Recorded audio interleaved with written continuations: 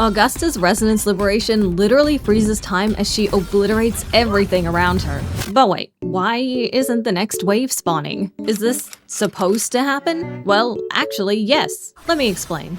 Tower of Adversity and Whimpering Wastes both have spawning rules that cause this weird interaction to happen. But before I can explain why it works the way it does, we need to understand how resonance liberations function. When any character uses their resonance liberation, aka their ultimate attack, a cutscene usually plays in which the character does some form of damage to the enemy. Wuthering Waves is a game where difficult combat challenges are fought under a time limit, and it would be frustrating if this long cutscene punished players for using it by wasting time. To counteract frustration like this, each one of these gorgeous animations has the bonus of pausing the battle timer. But if you look closely, it's not only the timer that pauses. Everything around the character comes to a standstill. You can see this very clearly if you hop into shallow water and use a character's resonance liberation there. For whatever reason, the water prevents cinematic camera shots from displaying normally for some characters, allowing you to get a peek at what goes on behind the scenes. Not every cinematic attack is a resonance liberation, however. Jinshi's special forte attack is not only her biggest damage, but it also comes with a cinematic animation. This dragon beam is able to serve its purpose of being functional while looking cool precisely because the battle timer stops and the enemies freeze when you use it. If the enemies didn't freeze, they would wander away during the cinematic, wasting your big attack,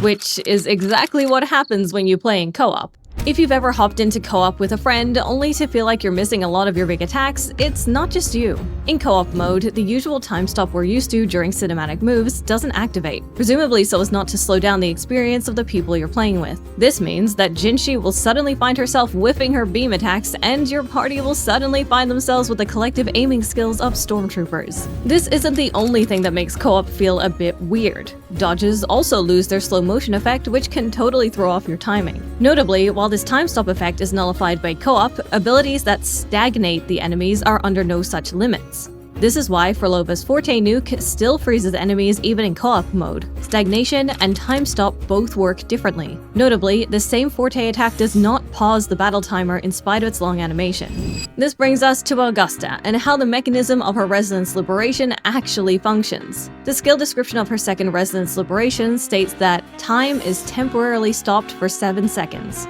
What exactly does that mean? Bringing Augusta into Tower of Adversity reveals that the timer completely stops for the entire duration of her second resonance liberation, as expected by its description. Enemies freeze as well during this time. In essence, Augusta's liberation behaves exactly as every other character's does, with an added interactive segment in the middle.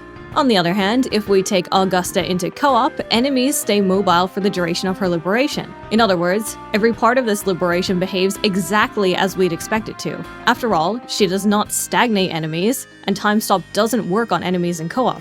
There's actually been a similar resonance liberation in the game since launch: Dungeons. After the initial cinematic shot, time stays stopped and enemies remain frozen during her flurry of slashes. Unless you're in co-op. Now that we know exactly how resonance liberations interact with time stop, we can finally address the elephant in the room. Why on earth do enemies spawn sometimes in Whimpering Wastes during Augusta's liberation, but not at other times? It comes down to this. Each wave is actually made up of several smaller enemy squads. Take Wave 1 for example. Within it, 3 squads spawn in back to back. If you're not watching the wave counter, it's easy to think each squad is its own wave, but it's not. Here's where the trouble arises. While each squad within a wave spawns consecutively, the game adds a short delay between each wave. This is usually difficult to notice in the midst of frenetic combat, but when Augusta stops time, it becomes agonizingly clear. How can you deal with this? Within a wave, the squads will continuously spawn in even when time is stopped. But if you use it on the final squad, you have to wait through the delay between waves. So the best way to deal with this quirk is to plan Augusta's liberation accordingly. If you're nearing the end of a wave, hold back and unleash it later to take advantage of the full damage window. So in short, Augusta's resonance liberation is working exactly as the devs intended. And if you know how the spawning rules work, you can take advantage of this to push your scores even higher. But does this knowledge check contribute to the experience, or does it just end up feeling frustrating in practice? When games add road bumps, the friction broadens player skill expression and further separates good scores from great scores. However, too much friction can be a pain point for players. I believe if this feature was made clearer in-game, more people would welcome it. As it is now, it's difficult to keep an eye on the left side of the screen when things are hectic, so more obvious indications of when the next wave begins would be a good start, plus a tutorial of some sort. Now that you know how it works, is this something you'll take advantage of, or is it just an annoyance to deal with? Let me know in the comments.